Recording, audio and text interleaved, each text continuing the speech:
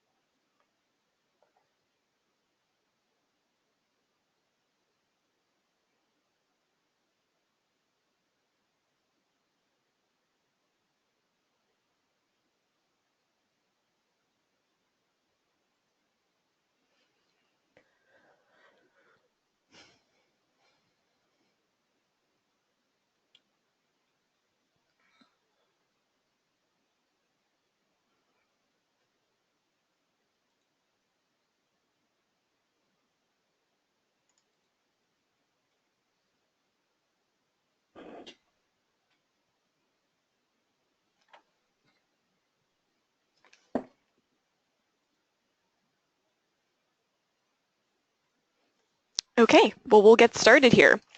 Good morning, everyone, and thanks for joining us for today's webinar, Boost Yields and Cut Nitrogen Costs with AdaptN. My name is Jill Carlson, and I am the coordinator at the Partnership for Ag Resource Management, who's hosting the webinar this morning. We're joined today by my colleague, Dr. Thomas Green, president and co-founder of the IPM Institute, who will provide a brief introduction. I'm also pleased to welcome our guest speaker, Greg Levow. Greg is the president and COO at Agronomic Technology Corp, which is the company that operates AdaptN. Greg graduated from Cornell University's College of Agriculture and Life Sciences and has spent his career focusing on the development of software and technology to solve various challenges. Greg will provide an overview and demo of AdaptN this morning. We will then have at least 15 minutes for Q&A. Before we begin, I wanted to share some brief logistics. You will remain muted as an audience member during the presentations, but please make use of the question box on your screen to type questions. I will moderate the questions at the end of the presentation and demo. This webinar is being recorded and will be available later on partnershipfarm.org.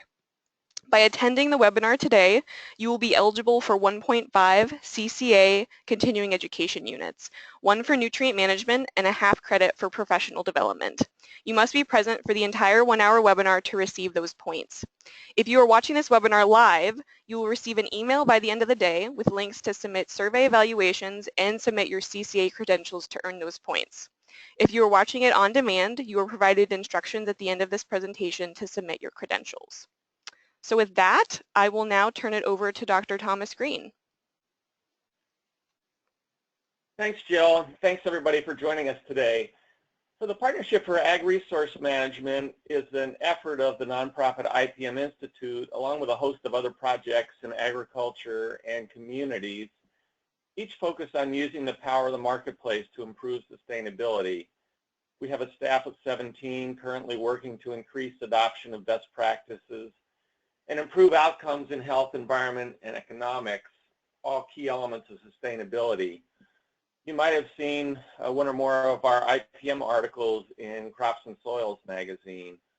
We also work with pest control companies, hospitals, schools, and other facilities, and with food companies and farmers around the world to improve practices and communicate those benefits to buyers and the public. Our goal with the Partnership for Ag Resource Management identify revenue opportunities for ag retailers that help keep our valuable resources on cropland, help promote those products and services, and then track and report sales and estimated reductions in losses of nutrients and other inputs. Next slide. So we face a real challenge in the Great Lakes, Mississippi River, Chesapeake Bay, and other watersheds. Nutrient and soil resources that we need for our crops are leaving cropland and ending up in our rivers, lakes, and streams. These photos on the right show what happens when too much phosphorus gets in the water, feeding blooms of algae. Those beaches to swimming, make fishing a challenge, and have also shut down public water supplies. The graph with NOAA data that you see there, that's courtesy of Heidelberg University, shows the trend of algal blooms since 2002. After initially phosphorus loadings had declined sharply in the mid-80s with the advent of reduced tillage, they've increased, and then as a result, we've experienced more frequent and severe algal blooms. Certainly there are other sources of phosphorus as well, but we know that the bulk of the phosphorus is coming primarily from cropland because of the timing of the loads. They spike during snow melt and rain events in the winter and early spring following fall applications. The increase in this case has been in dissolved phosphorus rather than phosphorus attached to soil particles, and along with that increase, Heidelberg and others have documented a concentration of phosphorus in the top layer of soil, where years of surface applications and rotational no-till systems have resulted in saturation of the soil with phosphorus and an inability to hold more phosphorus. So as a result, we see increased runoff and then also surprisingly movement down through macropores and into and out of tile drain systems. So next slide. So ag retailers have valuable products and services which can help keep phosphorus on cropland and out of waterways. Here's a list of some of those, along with some very rough average reductions in phosphorus loss based on published studies. There's a lot of variability in the published numbers based on soil type, slope, proximity to surface water, and other factors. But these rough averages give us a sense of where we can likely make a difference with our products and services.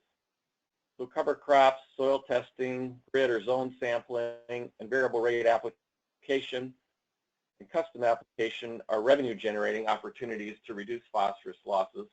And we can also let farmers know when a broadcast application's been made so they can get out there and get the application covered. We can avoid application before heavy rain events, abide by setbacks, and let farmers know when we see an issue that needs attention, something like a tile drain blowout. Applying only enough phosphorus for the following crop rather than the next several crops in the rotation can also make a difference. Ag retailers are making a difference. For example, our annual retailer survey shows big increases in variable rate phosphorus application where ag retailers have been working together to promote that product and service. We need to track and report the improvements we're making so that regulators and the public are aware of these voluntary efforts using the power of the marketplace to drive improvements. So you'll hear more about from Jill about some of the tools and resources that we have for you to use as we work to achieve these goals. So next slide. So to date, our project has been focused primarily on reducing phosphorus losses. Today we're sharing information on a new opportunity to reduce nitrogen losses. We'll hear about this new tool, AdaptN, developed by scientists at Cornell University, that has potential for use by ag retailers as a service for their corn grower clients. Although we often hear more about nitrogen losses in the Mississippi River Basin and other areas of the country, there are multiple watersheds in the Great Lake Basin where nitrogen losses are an issue for water quality. And wherever you're located, keeping nitrogen for the crop is a valuable benefit that you can deliver to your customers. So with that, I'll turn it back to Jill. Awesome. Thank you, Tom. So I'm just going to pass it over to you, Greg. So yes, next we'll hear from Greg Levow, President and COO of Agronomic Technology Corp. Good morning. Thank you all very much for joining us today. Get my PowerPoint going here. So I'm happy to be here to talk about AdaptN, and everything Thomas and Jill just mentioned is right on the money. And what I hope to do today is talk to you a little bit about the history of AdaptN, how it actually works from a modeling standpoint, and how you can deliver value to your customers both on the profitability side and on the environmental side as well. My contact info is up on the screen now. You're welcome to contact me directly. We'll have some other information about how to get involved with AdaptN at the end of the presentation. So to start, I wanted to talk a little bit about the history of AdaptN, as it really dates back several decades to a team of researchers at Cornell University who were studying the space and time aspects of nitrogen response in the corn crop. And their research, which has now been corroborated by many other researchers, really determined that the early season weather played a profound effect on the overall nitrogen.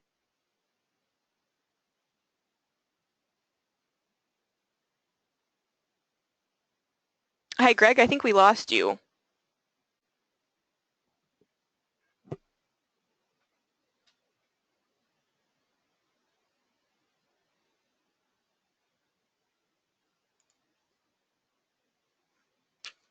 Looks like we may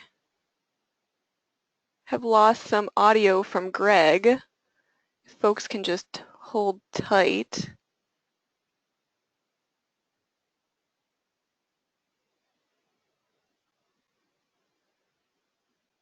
Oh.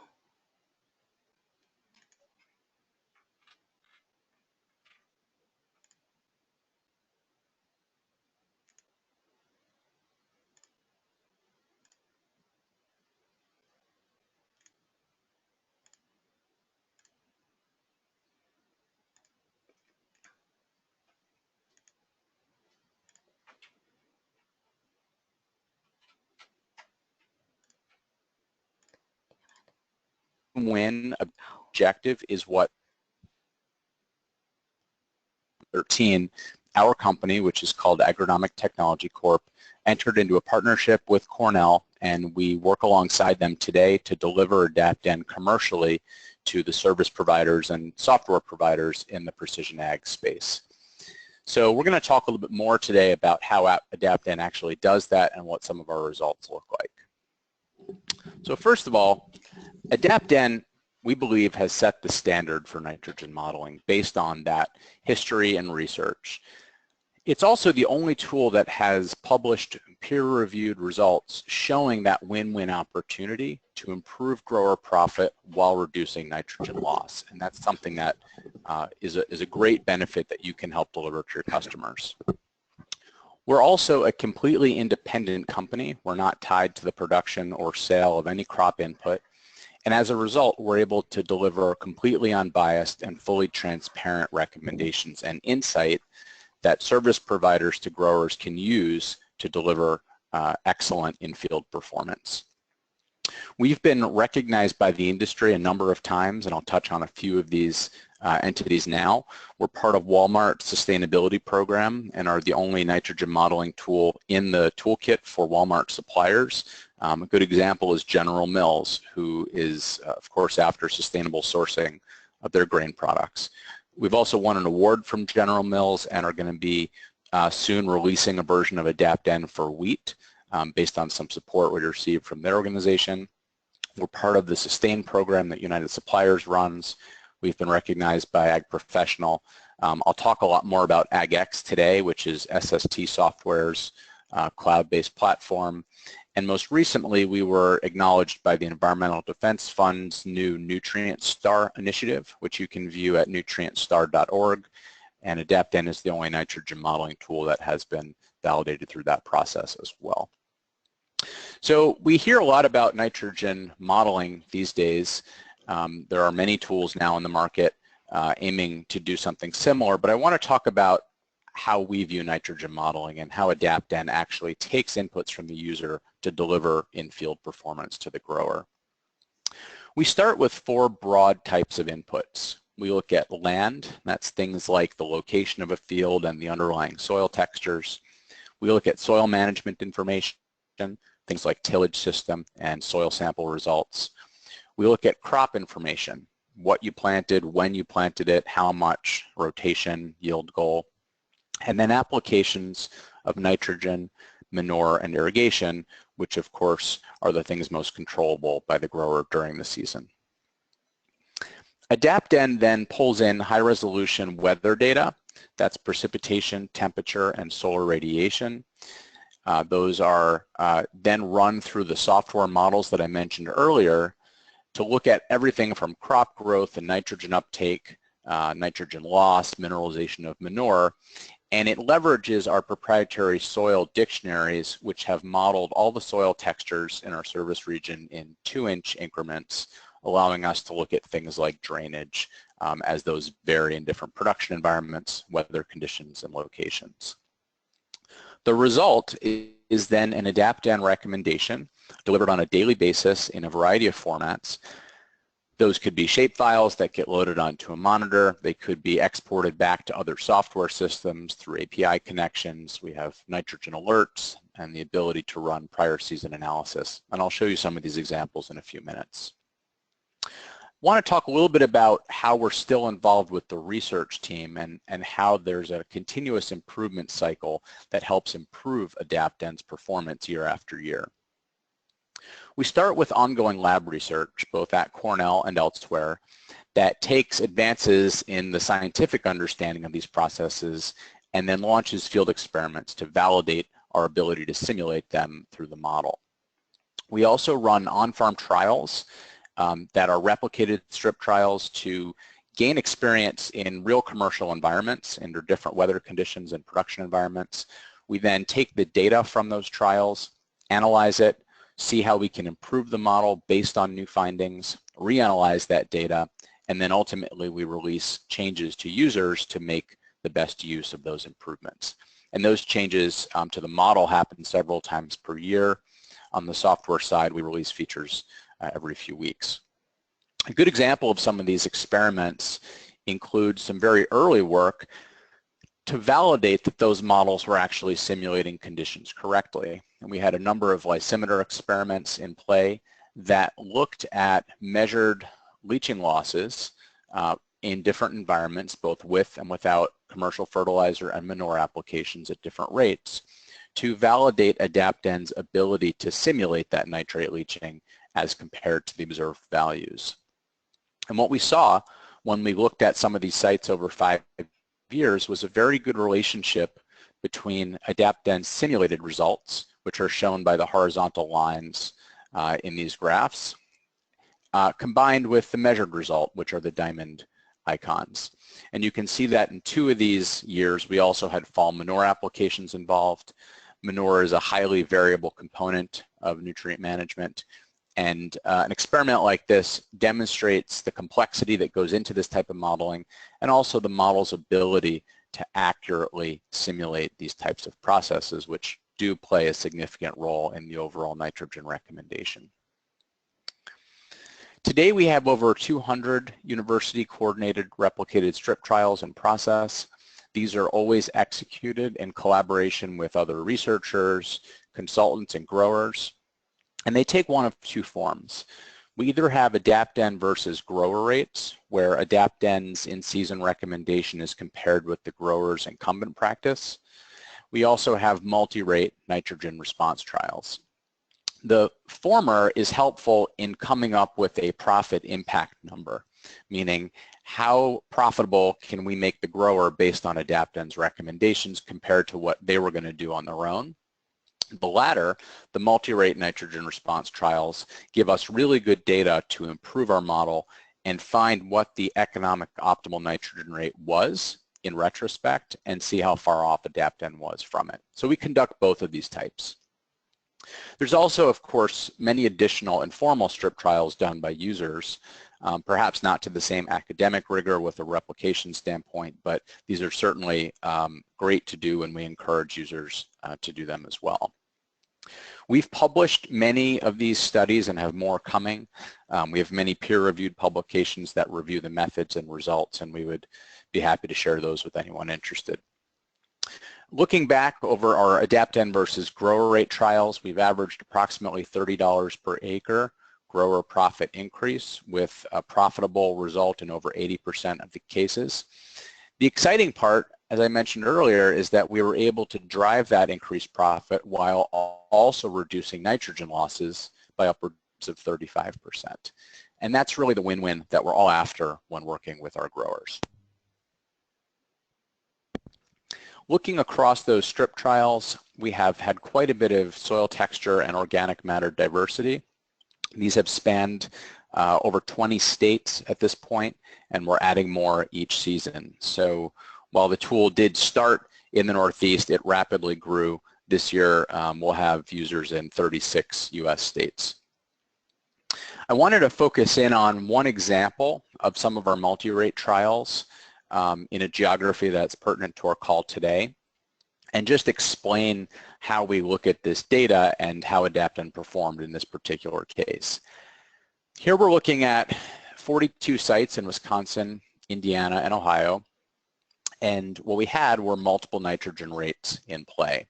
We had rates of 100, 150, 200, and 250 pounds, and you can see in the chart below we fitted a curve in 2 different statistical models to the resulting yield data for each nitrogen rate. What we can see, and I know some of these numbers are a little bit small, but the economic optimal nitrogen rate, meaning what was retrospectively the best nitrogen rate to use in light of the yield data, was 113 pounds per acre. In this case, Adapten recommended 121 pounds per acre. The growers' incumbent practices in these plots were 160 pounds per acre. So in this example, we were able to make the grower more profitable while also reducing their nitrogen rates. That's not always the case. It certainly depends on the weather characteristics and the incumbent practices, but in this case, we were able to make that reduction. When we look at the chart on the right, we can see a very good relationship in blue between that economic optimal nitrogen rate running down the x-axis and the recommended rate by AdaptN on the Y. For a point of comparison, we also included in red the MRTN, which is the state-based recommendations for these fields. You can see from a profitability standpoint in the bar chart in the bottom left that in almost all of our cases we had a positive profit impact on our growers. There were a couple cases that were negative. They were very minor, however, in those cases. We're always going back and looking at the results of these types of trials to improve the model. And in this case, in these 3 states and these 42 sites, we had an $8 per acre increase over those growers' rates with a significant reduction in nitrogen losses. When we look across a larger data set at losses between AdaptN's rates and grower rates, we can see that our leaching losses were reduced on average by 35% and our gaseous losses reduced by almost 40%. In these scatter plots, all the dots that show up to the left or above the line are cases where the growers' losses were higher than AdaptN's losses. So the vast majority of the cases show a reduction in N loss by using AdaptN's rates. At this point, I'm going to switch gears and jump into an actual demo of AdaptN, and then I'll come back and recap with a few additional slides. AdaptN is a web-based software system. Everything can be accessed through a web browser, and there's nothing to download. So the advantage of that is it's very easy to deploy across all the agronomists, for example, that might be working in a retail organization or in a crop consulting group. All the consultants would be able to have access very quickly. I've started on our webpage here, adaptn.com, and you can see this yourself, to show a picture of 3 different modes of operation that AdaptN uses to set up fields. And I'll start by just describing these, and then I'll go in and set up an example in just a minute. Over on the left, we have our point-based field mode. This is a very simple, straightforward way of getting a flat rate nitrogen recommendation or comparing different nitrogen scenarios. For example, looking at the difference in dynamics between fall-applied nitrogen or spring-applied nitrogen. It's not a precision tool, however. The other 2 zones are modes, are zone-based and grid-based field modes, allow a prescription to be exported based on spatial data that will be used for our inputs. In the center, we have our zone-based field where we accept management zones at the start of the process through a variety of means, and then we'll export a recommendation based on those zones. Over on the right, we have our grid-based mode where we take all the spatial data independently for different layers of information and generate a gridded recommendation without the need for management zones. You can choose on a field-by-field basis which of these is most appropriate. So I have logged into my account, and I'm going to walk you through this here. For today's example, I'm going to demonstrate an integration we have with SST Software's AgX platform. That's one of several large farm information management systems that are out there. We like to integrate with systems that house the data that likely is going to be used so that you don't have to enter it redundantly. You always can, however, enter everything directly through our website, or if your company has its own software, you can integrate with our API as well. So the first thing I'm going to do is click on the settings link on the navigation bar, and I'm going to configure my account by clicking AgX settings. This is a one-time process where I'm going to authenticate my AdaptN account using my AgX credentials. These are credentials that any user, in this case of SST software, would have access to. I've already done this, so I'm just going to click back, and then you'll notice that it says that my account is tied to my account in the AgX system. At this point, I'll have access to all of my growers from that source system on my Growers tab within AdaptN. If I've added any new growers in that source system, I can simply come down to the bottom and choose to import any of them in either individually by clicking the import button, or I can import them all at once if I desire.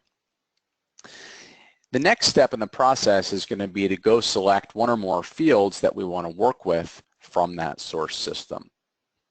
And the grower that I'm going to work with today is called Peterson Farms, and I have just a single field in SST that I'm going to bring in. And you'll notice that I've got a checkbox here for the across road field. Now before I import this, I'm just going to pull up SST Summit and show you what this looks like so we have a visual to work with.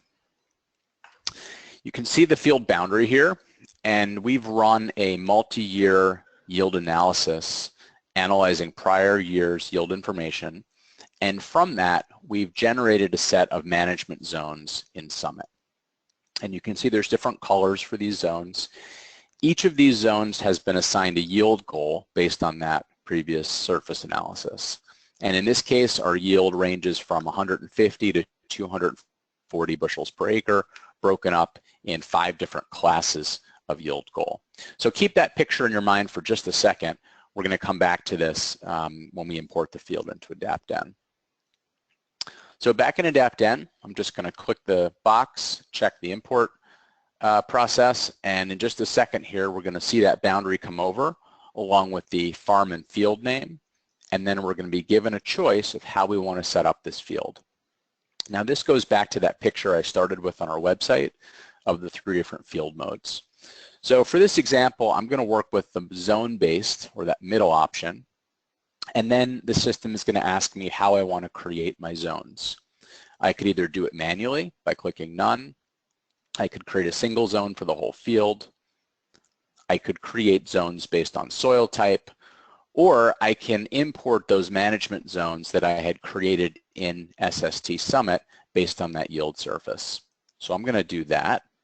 It's showing me a list of all the management zones that I've saved, and the AdaptN yield goal is the one I want to use.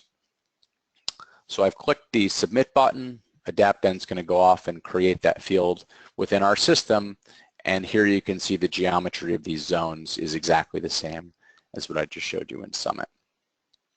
Now, we can work with these zones either individually, or we can work across the entire field layer by layer or zone by zone. And to show you some examples of that, I'm going to click on the zone menu for this first average zone, and I'll click on the land option to see what parameters have already been set during the import process. And this is things like our slope, our drainage classification, soil texture, and rooting depth. Any of these values can be adjusted either at this point or later on in the process, simply selecting a new value and hitting Submit. Or we can go on to any of the other configuration sections for this zone by using this panel at the bottom right. For example, if I click soil details, which you can see is incomplete at this point, I don't have any tillage method or soil test result populated. If I wanted to set these zones up individually, I could simply enter the values here, but instead I'm going to work across the field as a whole. So I'm going back to my Fields and Zones view, and I'm going to click this Configure Field link. This is going to let me start importing and setting up data on a layer-by-layer basis to create our variable rate prescription. And as I click on a layer, you'll see that the map at the top is going to update, showing me the current status of the layer I'm looking at, and it's going to present to me a set of options as far as how I'd like to bring data in for this particular part of the configuration. Now, in the case of soil type and slope, I've actually already got this data on file. That happens automatically during the import, but you can always override this either using a shapefile, resyncing with the data source, or entering a flat value for the whole field. Same concept exists for slope. Now, organic matter, which we saw a minute ago, was not configured on that first zone. In this case, I'm going to click Sync with the Source, and this is going to pull the most recent soil sampling operation out of SST Summit. And you can see up at the top, my organic matter does vary quite a bit throughout this field. In this case, it pulled from a recent grid sampling operation, but zone sampling is also acceptable.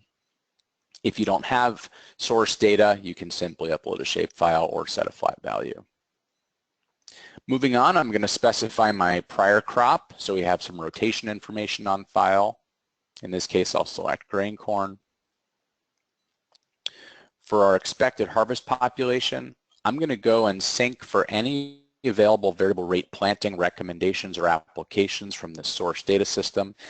Again, if you don't have that, you can set a flat value or you can upload a shapefile with your planting information. You can choose layer by layer whether to import this information spatially or simply set it as a flat rate. We have some help information available that shows the different sensitivities of these types of data. I've gone ahead and selected my planting recommendation, which we can see ranges in the field. Moving on to expected yield. This is where I'm going to set my maturity class, my planting date, and then I'm going to click the sync button again just to show you that there's a couple yield surface options that are going to show up for this field. However, in this particular case, I did go ahead and create it during the import process, but you can always come back and update this information during the season. This is also a great opportunity if you're working with things like in-season imagery to make adjustments during the season based on whatever your current view of expected yield might be. Last layer I'm going to set here is my tillage system, and depending on what option we select, I may have additional options to specify.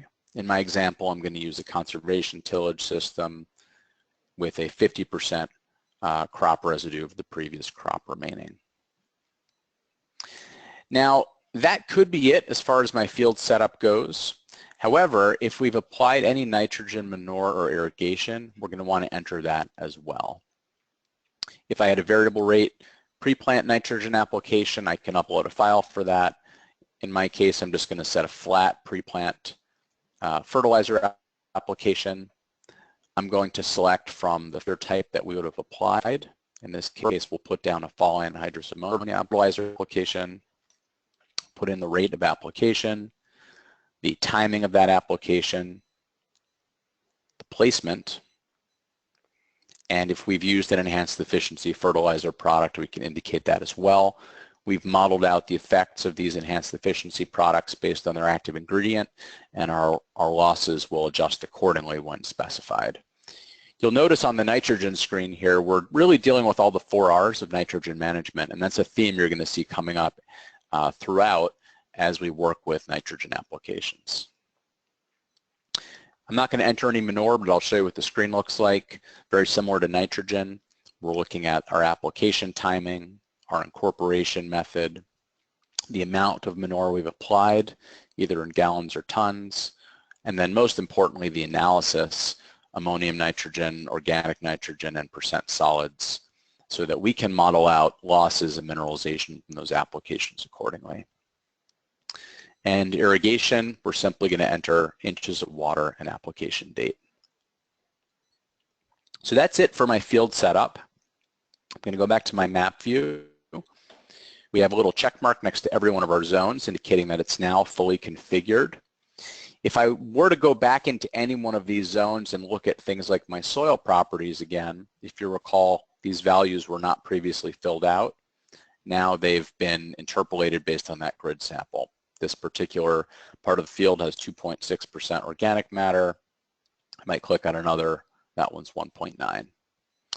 So I'm going to go off and activate my field now. This is going to be the process that enables my account to run in-season recommendations for this field, and that's what also makes the field billable on our system.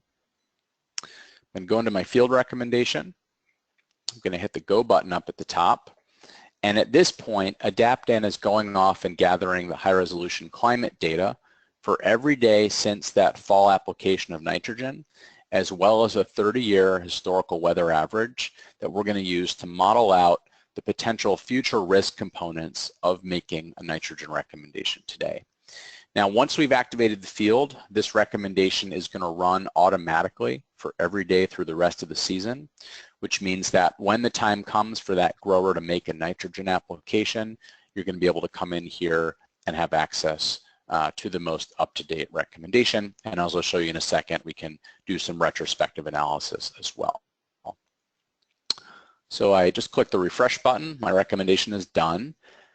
And what we see up at the top here is a summary that shows that this field has a nitrogen recommendation ranging from 0 to 100 pounds of nitrogen per acre with an average of 54.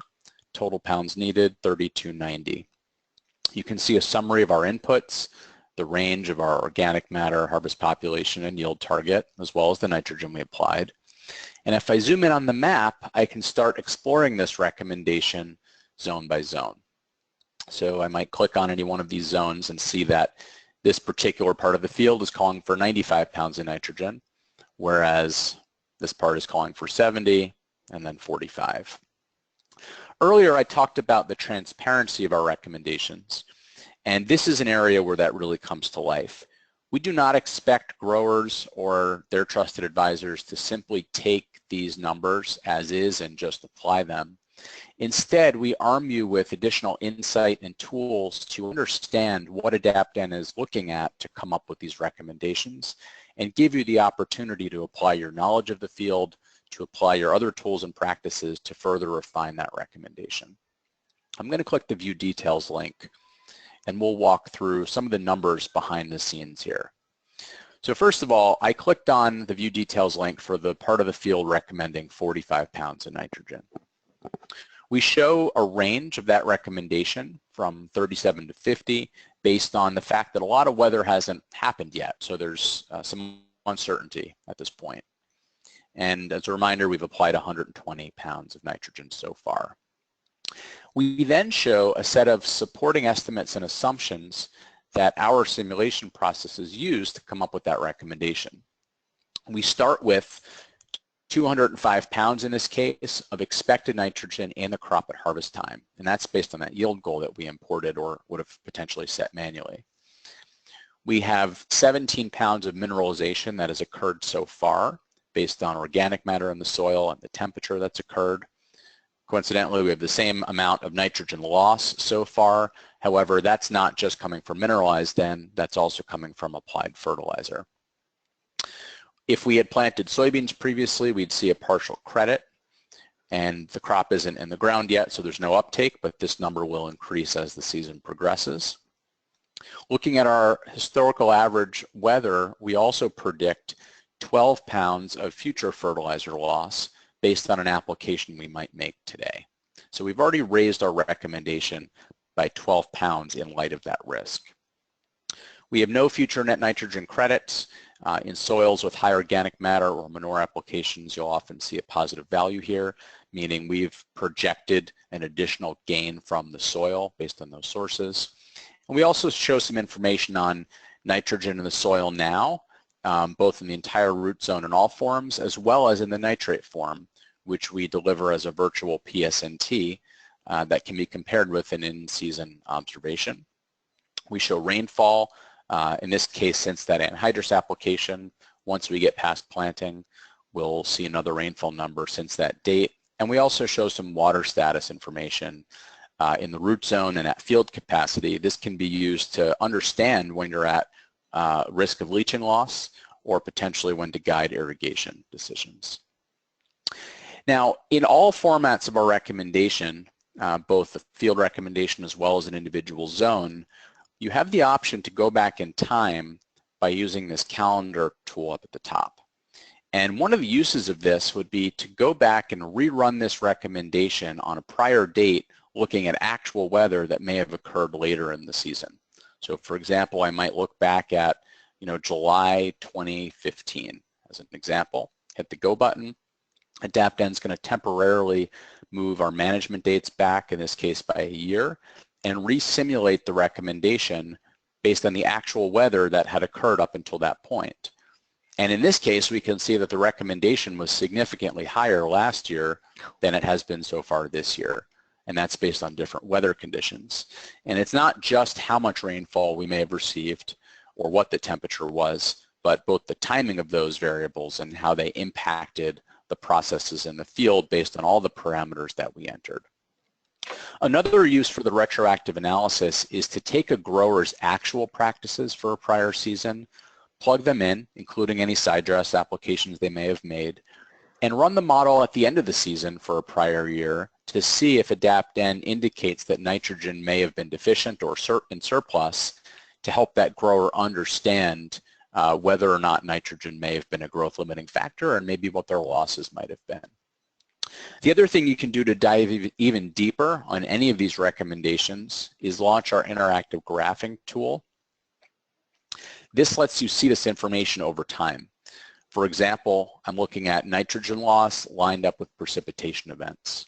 And you can see that there's a big spike right here on May 7th in 2015, 3.5-inch rainfall, and this cumulative nitrogen loss line increased significantly as a result.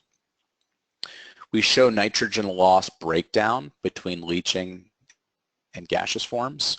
And if you look at the legend in the upper left, you can see that this field unfortunately had quite a bit of leaching loss in 2015. That's going to depend on the soil texture, on the weather conditions, on the organic matter. In this case, we had almost zero gaseous loss, but that will fluctuate field to field, zone to zone. We also show things like mineralization and average daily temperature, availability of nitrogen to the crop, as well as our nitrate levels throughout the season, and then crop growth and uptake.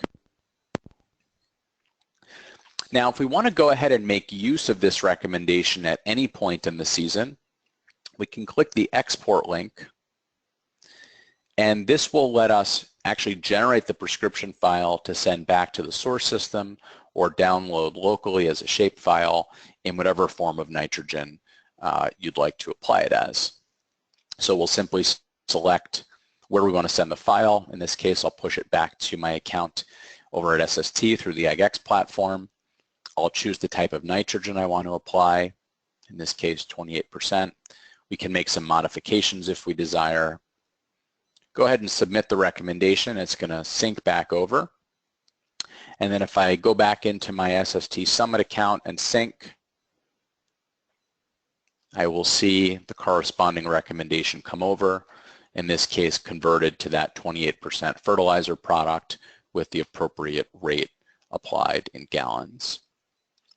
You can also set up and select from custom fertilizers. You'll notice that these show up in the list down at the bottom. So if our standard fertilizers don't include the product that your grower is planning on applying with, you can set that up in your AgX settings at the time of linking your account or at any point thereafter. Now, if we just leave this as is, these numbers are going to update on a daily basis, and we can either come back into the field itself to look at those results, or we can click the summary icon in the navigation bar, and we will have a constantly up-to-date list of all of our growers, farms, and fields and their current recommendations. This is helpful if you're spanning across a large number of growers or a large service area, and you want to get a handle on the current needs of their fields, especially as unusual weather events occur. So each day when you log in, or anytime you come into the tool, you'll see that up-to-date value for things like the growth stage estimate, which is 0 in all cases so far since we haven't planted, as well as the current range of recommendation values on a field, as well as how much nitrogen has been applied. You can zoom in on any of these recommendations by clicking the magnifying glass on the right. That'll take you to the farm level dashboard, where you'll see each field and each zone and those same values within those fields. This is also a page that you can optionally grant access directly to your growers through. And if you choose to do that, those growers will have their own login and password. They will have only access to their own fields, and you can optionally choose to brand these pages with your logo instead of ours up at the top here and on all the recommendation pages themselves. In just a second, I'll also talk about our nitrogen alert system, which will proactively notify you and your growers anytime these recommendations cross a threshold that you can specify. But before I do that, I want to show you one last part of AdaptN. This is something new we've added this year, and that's called Nitrogen Insight. Nitrogen Insight is a tool that doesn't generate a nitrogen recommendation, but instead it generates a nitrogen diagnostic to help you start a meaningful conversation with your grower about nitrogen management. And I've pulled up the N-Insight report for this same field. I'll zoom in here a little bit for you. And what we can see is both an economic and an environmental diagnostic over the last 5 years based on management practices that were entered by you on behalf of the grower. And what we can see at the top is a $40 per acre average missed opportunity. Roughly a third of that was coming from over-applied nitrogen, 2/3 from missed yield. In this case, we're looking at that same fall application of nitrogen, but what we can do is run this over multiple scenarios to see how that would have changed. And I ran this moving some of that fall nitrogen into the spring. Here's a split application, and we had an improvement in our average missed opportunity down to $31. Looking down below, we can see year by year the percentage of our applied nitrogen that was lost, and it looks like in 2015 we had a pretty serious nitrogen loss issue in this case. That corresponds with the scenario I just ran where our nitrogen recommendation jumped up for 2015. We also show a texture by texture breakdown. The colors on the bar chart correspond with the colors on the map of the nitrogen status at the end of the season for each of those textures. And then at the bottom, we show a weighted average based on the acreage within the field. The takeaway from a report like this with a grower is that, number one, broad changes in management practice can make big improvements in both economic and environmental performance. Number two, we can't do the same thing every year because the effect of the weather is significant. And number three, we can't manage the field, in most cases, uniformly. There are spatial differences. In this case, I'm looking at textures, but as we looked at before, we also have organic matter and yield performance and other variables that really indicate a need to manage nitrogen variably, and that's something that you can help your growers execute using these tools. So this is Nitrogen Insight, new tool available to our AdaptN customers. To wrap up here, I mentioned nitrogen alerts just a minute ago, and this is what they look like. This is an email or a text message that you can configure to go to either yourself, the agronomist, or to your growers, or both. Again, these can be branded with your own logo if desired, and it's very simple to set these up. This is a great way of getting a proactive notification in advance of any one of your fields or zones becoming nitrogen deficient. Just in summary, a couple non-technical points I want to address around data privacy and security. I mentioned that we're an independent company, and as a result, we really have no incentive to misuse any data that's provided into the system. And we published from day one our Grower Bill of Rights, which you can find at the bottom of our website, that describes what we do and don't do with data. And very simply, to save you reading it, we only use that data to make the best recommendations we can and to improve our model internally. We don't sell it, rent it, aggregate it, or anything like that. We also have a help and support system available to our customers with tutorials and videos and FAQ information, and you can access that online at adaptn.com/help. We also provide support to our customers.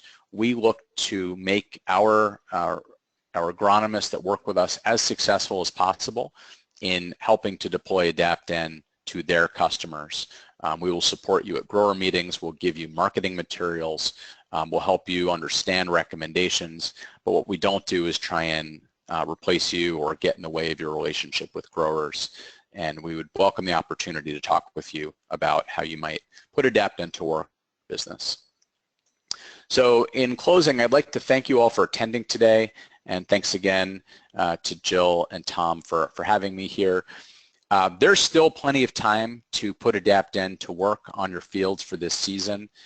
As you saw, it only takes a couple minutes to get your first field set up, and once you get the hang of it, you can go much more quickly.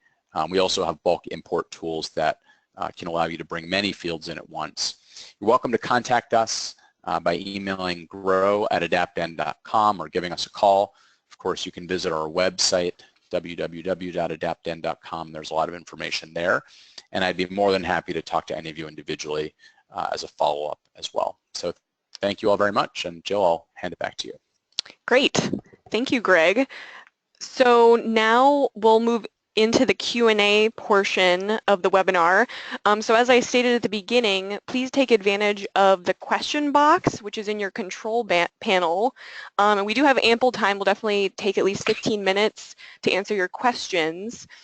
So we can just kick it off. I'm getting a couple questions, Greg, in general, getting to the point of sort of where AdaptN is calibrated, or, I mean, can you use it across the country? Yeah, so we have a service territory of 36 states this year. We added a few new states. For this year, I think we were in 27 or 28 last year. When we add states, we go through a fairly comprehensive calibration process that takes us quite a while to do. We will be this year as far west as Colorado, down into Texas, and then all the way east down to Florida. So that's where the tool's available. We will look to expand that over time, but we do look to grow in a very controlled fashion. Along those lines, I'll also mention that, you know, today the tool is commercially available for corn. We are working on a version for wheat. It's in beta testing right now, and we expect that to be available commercially next season with additional crops to follow. Okay, great. Getting a couple questions about where some of the data comes from in the system. So where does the soils data come from? It's up to the user. We do have the NRCS Surgo database installed, and that's an option, but not required by any means. So you can draw your zones if you want. You can load data through our API. You can load it, you know, in many different ways, but you do have the option to do so automatically if you desire. Okay, and then how about where does the rainfall data come from? And how accurate is it when compared to on-site collection? Yeah, it's a great question. We do get that a lot. So today our weather data source is from the Regional Climate Centers Network. That's a national network of National Weather Service-based radar estimates for precipitation that then get down to 4 kilometers based on ground observation stations. We have the same data for temperature and solar radiation. We've looked at a lot of different data sources, and fundamentally the vast majority of weather data providers have access to the same source data. It's how they interpolate and curate that data that's different. And we found this to be among the more accurate at that resolution, and I've also found increasing that resolution too much more to reduce accuracy. We are looking at opportunities to incorporate on-farm weather data when available, but so far with the ground truthing we've done, we've found the system to be pretty reliable. We do show you the precipitation event, so you can always inspect that, and there are some ways of making adjustments if a major weather event did happen to be missed. Okay, and then I'm getting a couple questions. So to clarify with the attendees, this is being recorded, so you'll be able to view this later. But then sort of moving into, Greg, we're getting some questions about, you know, is your slideshow available for agronomists to use with their growers, or can you maybe go into a little more detail about what the marketing materials are that are available for their use? Absolutely. We absolutely do make materials available to our customers for presentation to their growers. Not necessarily exactly the same presentation I gave today, although you're welcome to use that if that's one that you think would be beneficial. Today I talked, you know, a little bit more about some of the way we execute trials than we often would with growers, but not necessarily. And you all know your audiences and customers much better than we do. So we have presentation materials available. We will run trainings, webinar trainings, or in some cases in-person trainings for your staff. Typically that's targeted at agronomists, but we've done it with growers as well, depending on the setup. We also have various types of marketing materials, you know, one-pagers, brochures, postcards that either are ready to go from us and we can ship them out to you. We also have an opportunity to put your brand on them. Obviously that takes a little bit more time, but is absolutely doable. And, you know, again, our goal is to support you in marketing this to your customers. Okay, and then how about, next question, how does AdaptN line up with various state nitrogen recommendations? For example, for New York, how does it line up with the Cornell state recommendation? Different states have approached nutrient management very differently, and that's a constantly evolving challenge. It certainly does depend. AdaptN takes a holistic scientific approach to nitrogen modeling and factors in regionally specific information like soils and climate and practices to come up with the best and most insightful independent nitrogen recommendation we can. It does not inherently look at different nutrient management regulations and manipulate things based on those. So if you're in a state that happens to have particular requirements, that responsibility ultimately would be something that the agronomist should take on to make sure that the recommendations are still abiding by those practices. We do have a lot of experience with that, and we have ways of helping you design your fields in such a way that that's not all that difficult, but the model itself does not adjust based on those. In New York's case, AdaptN is approved by the 590 standard in New York as an acceptable practice. It does happen to be fairly different than Cornell's nutrient calculator, and we've tested it side by side, and similar to the results I showed today in Wisconsin and Ohio and Indiana, the AdaptN recommendations were far more profitable and with reduced losses compared to the sort of incumbent state practice in New York. Okay, great. So we are getting a number of questions, Greg, about just what's the cost. So, can you name a cost per acre? Are there package deals? Can you talk a little bit more about the use of AdaptN and the cost? Sure, and it does depend a little bit on your configuration, and I would welcome you to contact us for a specific proposal, but generally speaking, we market this as a wholesale product, as a professional tool to agronomists and retailers. The cost is generally in the $250 per acre per season range. That cost only kicks in once a field is activated for in-season recommendations. So there is no cost for setting up and just housing your data. That data persists, and you can certainly load it all and then decide which fields you actually want recommendations on. The insight tool that I showed at the very end is a much lower cost tool. That's 50 cents an acre. We sell that in blocks. That's also made available for free on AdaptN activated fields in most cases. Now, how you end up marketing these tools to your growers is completely up to you. We've seen very successful cases of agronomists and retailers marking up the recommendation service to $4, $4.50, or even higher per acre.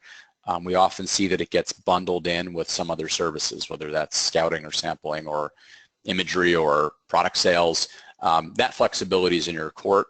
We will be happy to help you talk through those scenarios and brainstorm, but we don't mandate or stipulate how you mark that up or not. That's completely up to you. So feel free to reach out and we can get into the specifics and get you started for this year. Okay, great. Well, everybody keep the questions going. There are a lot of good ones here. So how about moving on? We are getting some questions clarifying about, working with other software other than SST. Can you, and I know you described, Greg, the process of connecting with the API. Can you maybe go into a little more detail about the ease of that? Sure. So we have a couple out-of-the-box integrations available. SST is one of them.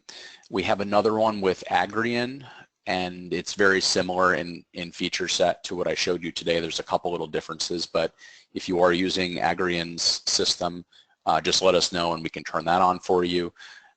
Another one is going live this season through EFC Systems product. In that case, you would actually be accessing it from their interface instead of ours. And we have a couple more that are in the works right now, not yet live. We do often get asked about SMS. We have a lot of customers using SMS. We don't have an integration today with AgLeader in the same way that I showed you. However, their shapefiles are compatible with our import process. So it's very easy to take a field in SMS, export it with certain columns, and then load that into AdaptN. We also have our own API, so anybody with their own desire to do an integration is welcome to contact us for details.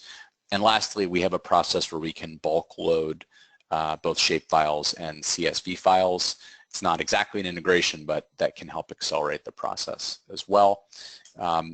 And then, of course, if you're not using any of these systems, you can use our website directly without an integration, and that's fine too. Okay, great.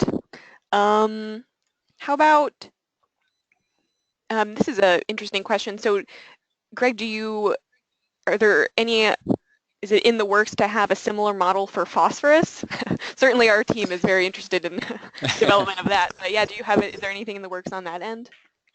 We are evaluating similar modeling approaches for other nutrients, both macro and micro, and the roadmap isn't fully defined for that yet, but it's certainly something on our radar and something we would hope to deliver. One thing I'll say is when we evaluate these types of opportunities, we really strive to deliver that same win-win that we've done with AdaptN. So that'll be our guiding principle when we go to make those roadmap decisions down the road. Okay, great.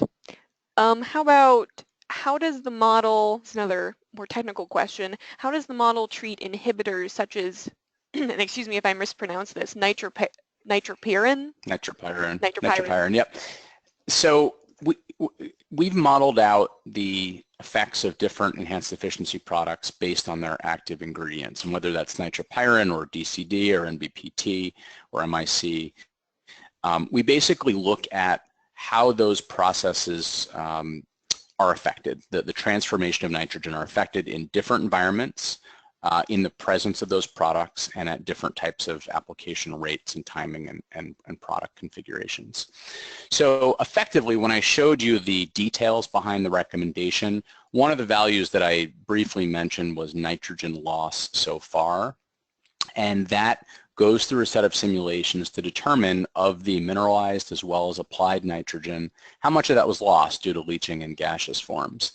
And, you know, as we know, different types of loss depend on, you know, transformation in form of nitrogen, and these stabilizers do have an ability to change the dynamics of how that transformation occurs.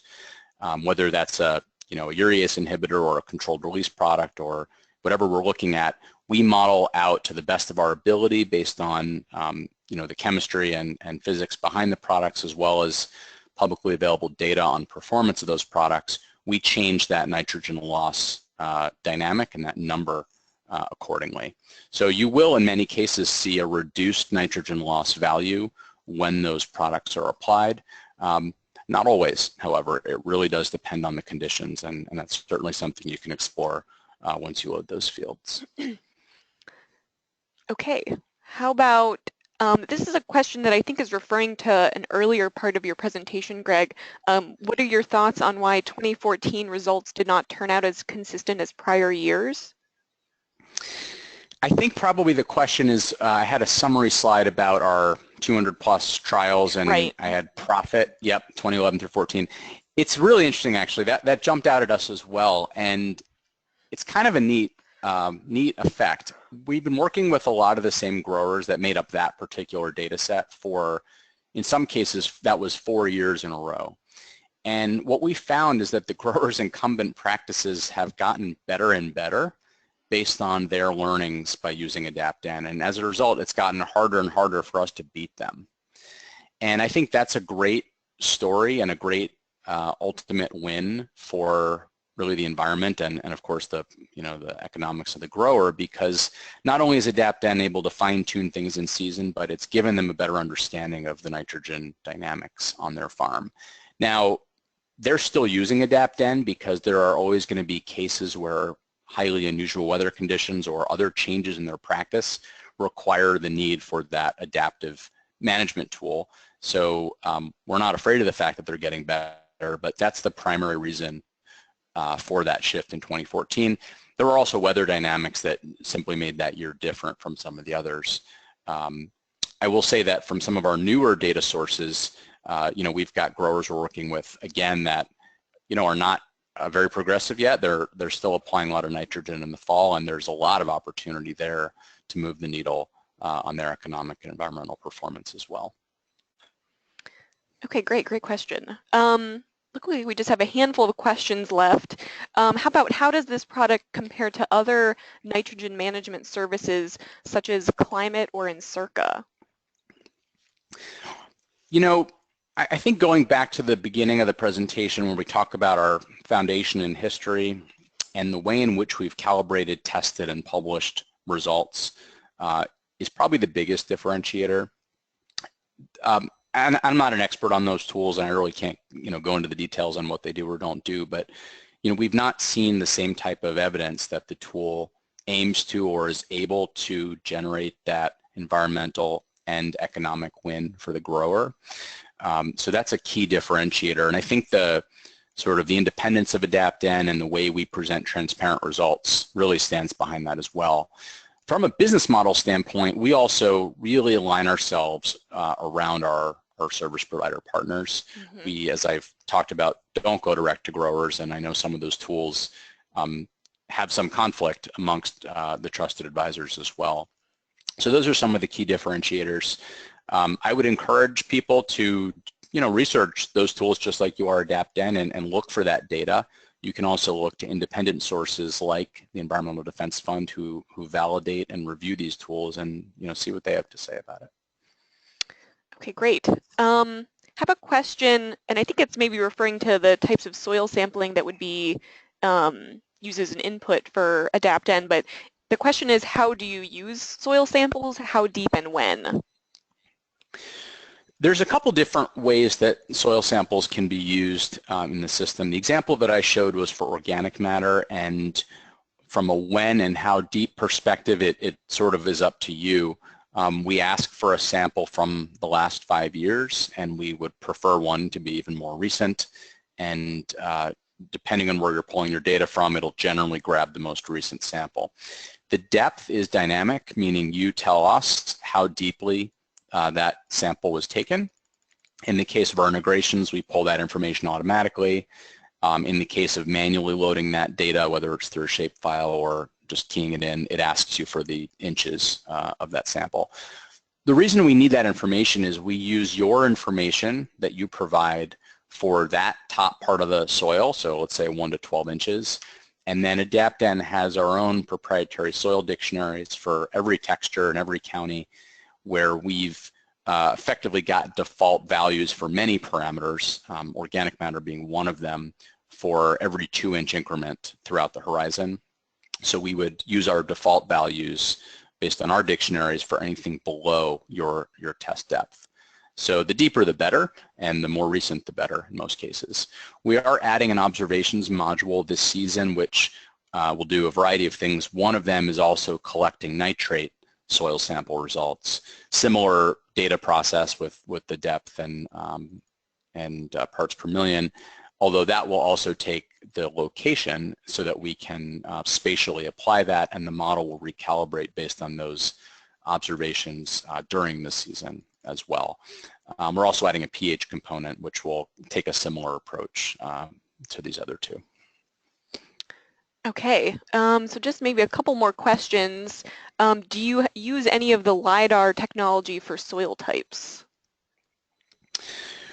The only thing we do from a soil type perspective, and it really comes in just at the location of different soils, is if a user wants us to use our default soil maps, we would use the NRCS database. We're not using LiDAR for that currently.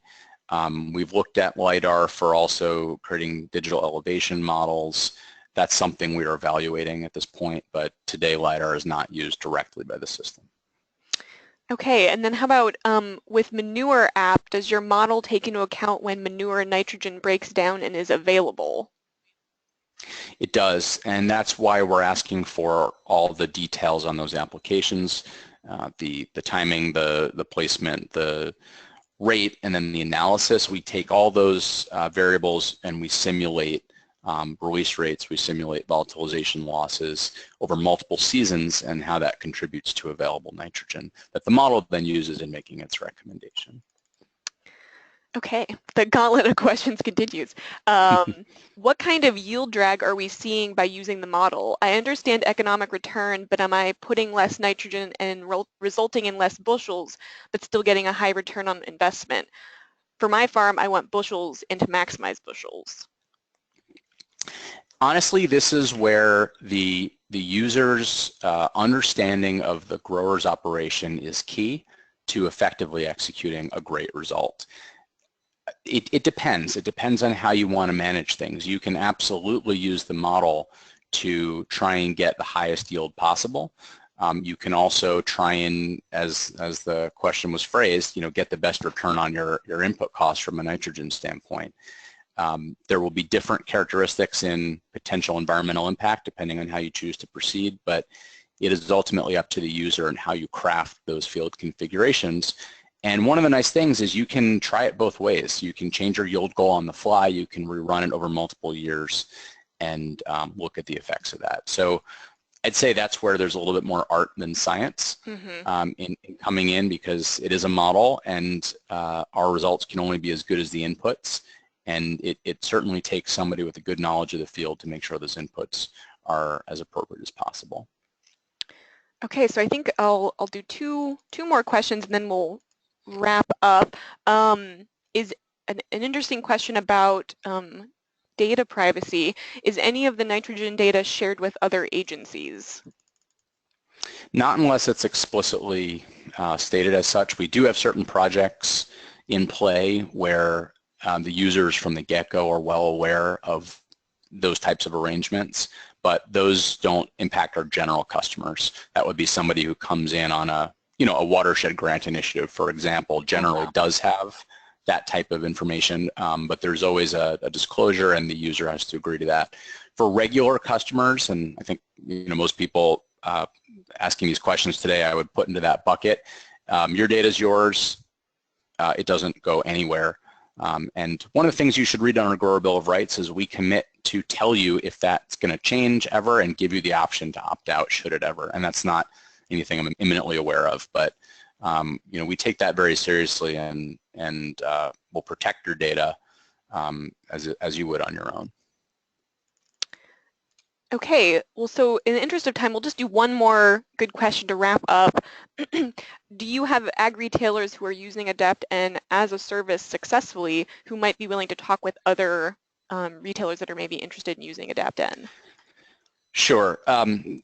Absolutely. What I would suggest, if you're interested in having a conversation, reach out to us directly. We can have a conversation with you, understand what you're looking to achieve, and find a reference that would be in your area if you'd like, or not in your area, depending on your intent there. And certainly we have customers we can refer you to get their experiences. Okay, great. Well, thanks everybody for those questions. Those were great. But yeah, in the interest of time, I'd like to wrap up the Q&A. Greg, thank you so much for your time and answering that long list of questions. That was great. Thank you all. So yeah, so just to wrap up, for maybe some of you that are newer to our webinars, just a reminder that we have numerous free resources available on our website. So we have our phosphorus loss reduction handbook for agronomists, an updated edition available free for download. And we also have our PLOS wallet card, which you can see the front and back of on the slide. This serves as a really great conversation starter with your grower. People order them, they're free, and take them to various meetings. So I want to recognize our participating ag retailers. If you are an ag retailer in the Great Lakes Basin that is interested in participating in this partnership to benefit your business and water quality, please get in contact. And I'd like to acknowledge our funders and collaborators that made this webinar possible, in particular the support of the Great Lakes Protection Fund and the National Fish and Wildlife Foundation. A reminder to please look for an email later this afternoon with a webinar evaluation, the webinar recording, and a link to submit your CCA credentials to earn the 1.5 CCA CEUs. So that is something that you do not have to self-report. We take care of that for you. Thanks again for joining us today, and best of luck at the beginning of the season.